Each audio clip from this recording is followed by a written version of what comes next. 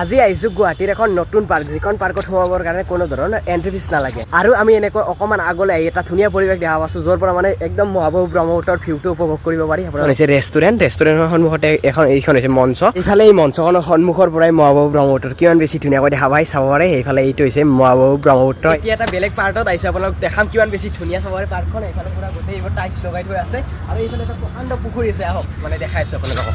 এইফালে এইটো হৈছে পুখুৰীটো, চাব পাৰে কিমান বেছি প্ৰকাণ্ড আৰু পুখুৰীটো কিমান বেছি ধুনীয়াকৈ ৰাখিছে চাব পাৰে।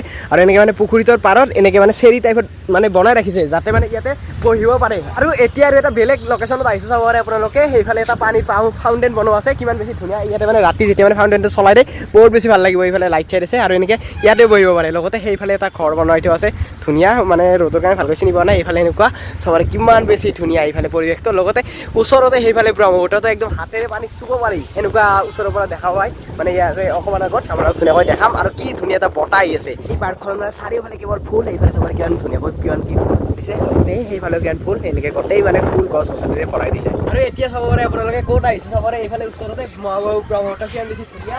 আৰু সেইটো হৈছে উমানন্দ মন্দিৰ, উমানন্দ দৃশ্য। আৰু এইফালে ওপৰে ৰূপে যাই আছে, এই ৰূপে দেখাই দি আৰু পৰিৱেশটো কি ধুনীয়া আৰু পুৰা বতাহ আহি আছে, একদম মজা লাগি আছে। আৰু এই পাৰ্কখন আছে গুৱাহাটী পাণবজাৰ, আৰু পাৰ্কখনৰ নাম হৈছে ব্ৰহ্মপুত্ৰ ৰিভাৰ ফ্ৰণ্ট।